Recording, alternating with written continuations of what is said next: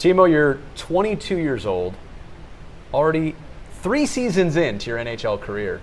Do you think your job has changed you and maybe even matured you as a person?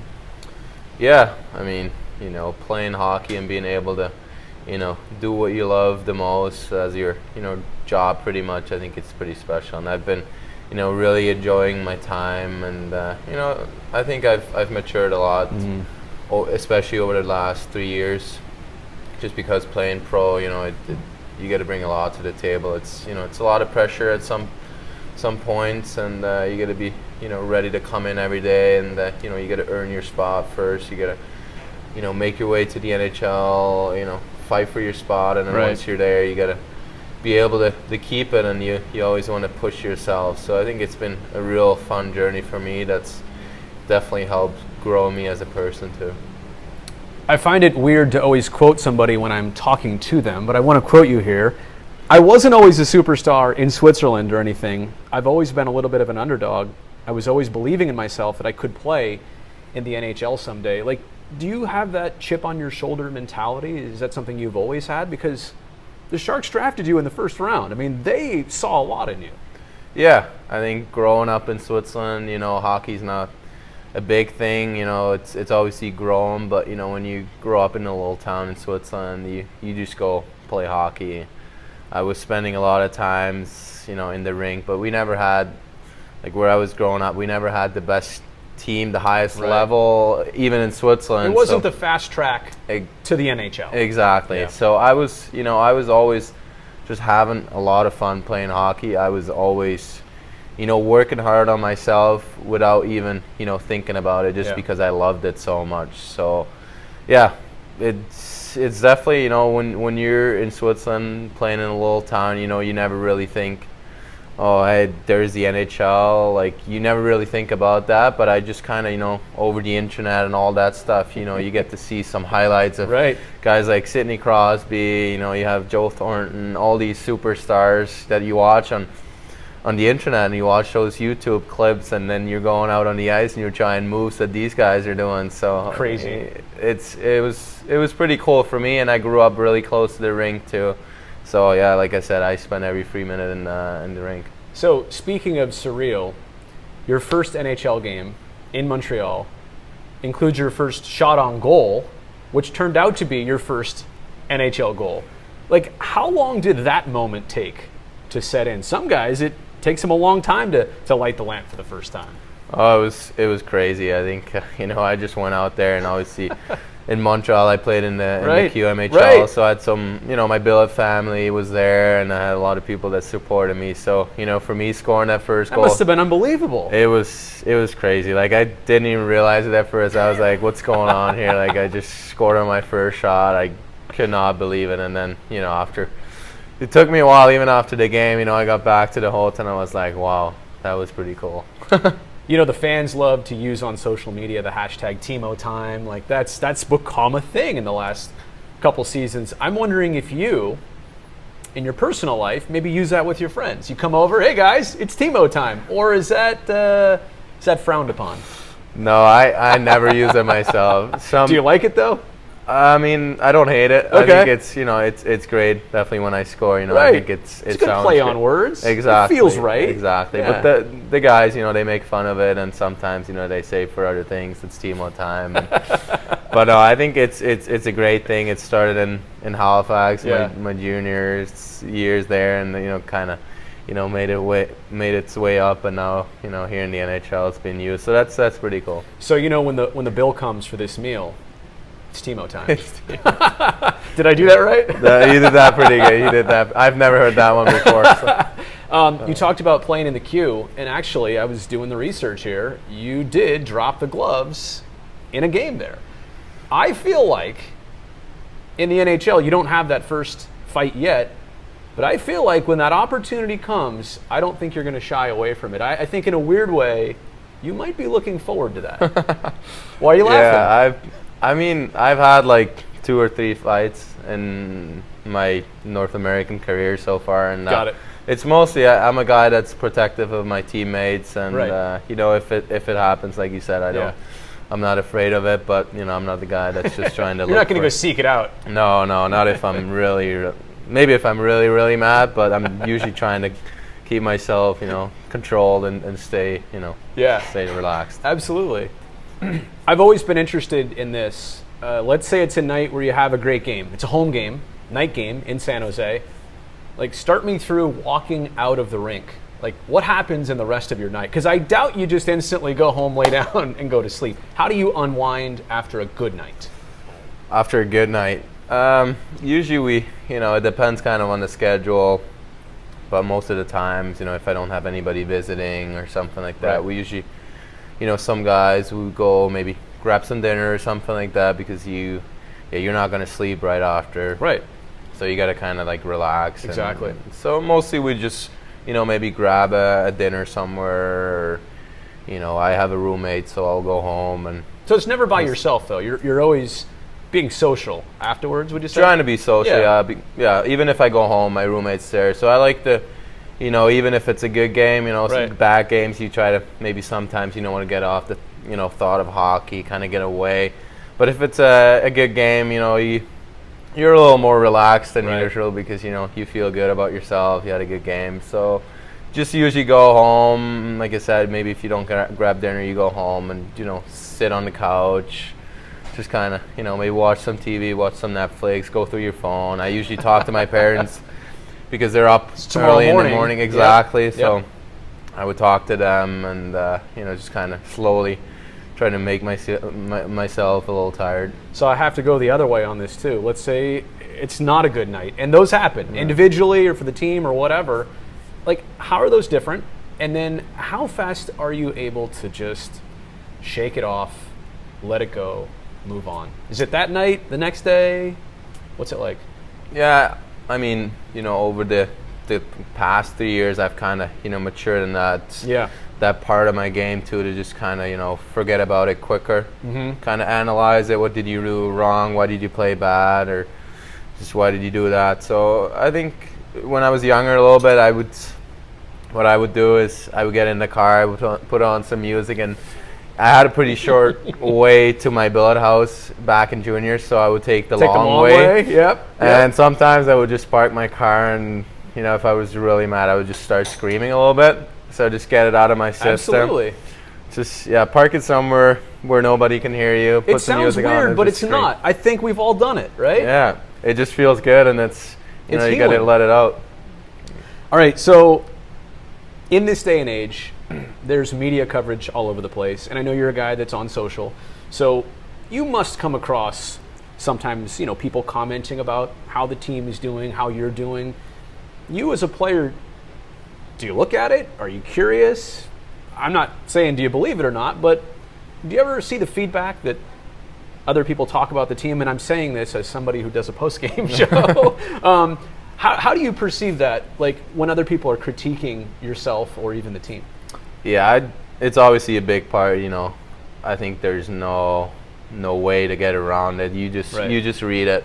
But I've always tried to find a mixture of kind of read it and just don't take it too serious. Even if it's good stuff, you don't want to get too much. Which a lot of it lately has been very good. Yeah, stuff so you don't want to get over yourself and get too high. So I've always tried to really find a mix in between, and then it's nice to hear from the fans. It's nice, even sometimes they're not wrong if they're saying anything bad about you. They're just being honest, and with a lot of emotion sometimes. Yeah, with a lot of emotion sometimes. But yeah, that's part of it. I think the fan base here in San Jose is great, and they're real supportive. I think you get more good stuff than bad stuff. Absolutely.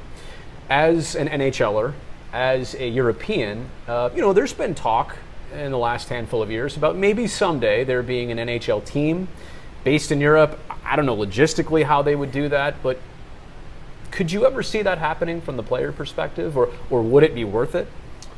Definitely be a lot of travel. I think if you have to go fly to Europe for a game, it'd be even with the time difference. Right. So I mean, it'd be definitely great for the hockey development. I think just to spread it a little bit. And I don't know where the team would be. They would receive it well over there? I think they would. Yeah. I mean, hockey in Europe, you have some some countries that love the game of hockey. So I definitely, you get a lot of support from them. But I don't know how it will work with the travel and all that stuff. What's the thing about Switzerland that you think me or most Americans don't know, don't understand? Maybe what's the biggest misconception about Switzerland, if there is one? Yeah, well, the first thing is, a lot of people, when I say I'm from Switzerland, they always say, "Oh, you speak Swedish." We don't speak Swedish. We speak German and Swiss. It's Right. kind of it's an They're accent of German. They're separated by Yeah. a significant distance. Yeah. Exactly. So no, I think a lot of things, you just kind of know chocolate, cheese, Right. and Watches. watches. Yep. That's kind of the main thing people know. Yeah. But I think not a lot of people know how beautiful Switzerland is, how close the mountains are Yeah. to the cities, to the lakes. Yeah. And also one part I think that they don't really realize. Anything else I can find? We're all good. We're good, yeah. Yep. Thank you.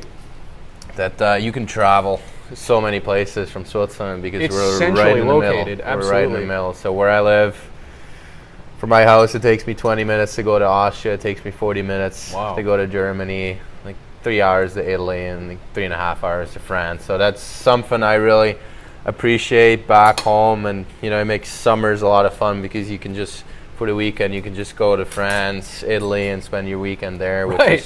which is a lot of fun. Rough life you live Rough life, in the yeah. summers, right? When it's so beautiful out there in Switzerland. Yeah. And the NHL has a lot of European players. You mentioned Sweden, a lot of Finns, a lot of Czechs, some Swiss, obviously, like yourself in the league. Is there a common bond between all the European players, whether it's spoken or unspoken? Can you relate to somebody who has kind of been on the same journey as you? I think a lot of guys are. You have players from all over Europe, playing, maybe Austria, Germany, all over that. So I think, mostly they have a little bit of the same, attitude, a little bit the same lifestyle, because Right. the lifestyle in Europe is a little different. So, sometimes you can relate to that. Maybe the clothing fashion is a little different. So you can see sometimes the way people dress, you can tell, oh, this guy's It's more probably out from there. Europe. Yeah. Definitely. I've observed that, no doubt. What's something you've learned from Joe Thornton? Whether he told it to you, whether you heard him say it, or whether he didn't even say it at all, and just how he operates. What's something you've taken away from Jumbo? Yeah, one big thing is just watching him coming into the rink every day. He's always got a smile on his face. Even if we maybe had a bad game, he just comes in and he's kind of, that smile. He just gives it to other guys. It's you just gotta you gotta start smiling if you see Jumbo. Smiling. He's in the room when he's in the room. Yeah, so I think that's one big part, and something I really learned, that just the biggest thing is to just have fun, because it's an honor to do what we love. So I think you really got to appreciate it and enjoy it. I know he likes to bust chops too. You ever remind him that he could be your dad? Like he's old enough to be your dad. Yeah, we're actually like talking about music this morning in the locker room, and we were just kind of asking like what he was listening to when he was kind of like 15, 16, like in his teenage years, and he was like, oh, like, Timo, you weren't even born. And like me and Goodrow were talking True. to him about it, and he was like, oh, like 1993 when Goodrow was born, I was like 16 and driving to this song around, and so He was drafted 4 years later. exactly. So we're just it's funny that age difference.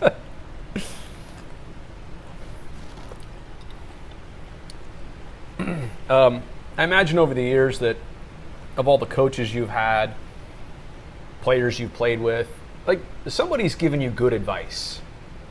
Maybe hockey related, maybe life related. What's the best piece of advice somebody's given you that you just like really subscribe to?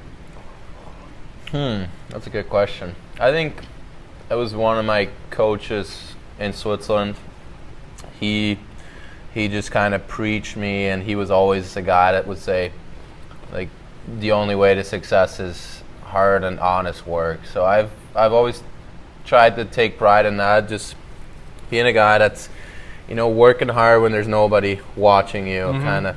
I think that's a big thing to do, especially for me being from Switzerland. Spending my summers there and working out by myself. Right.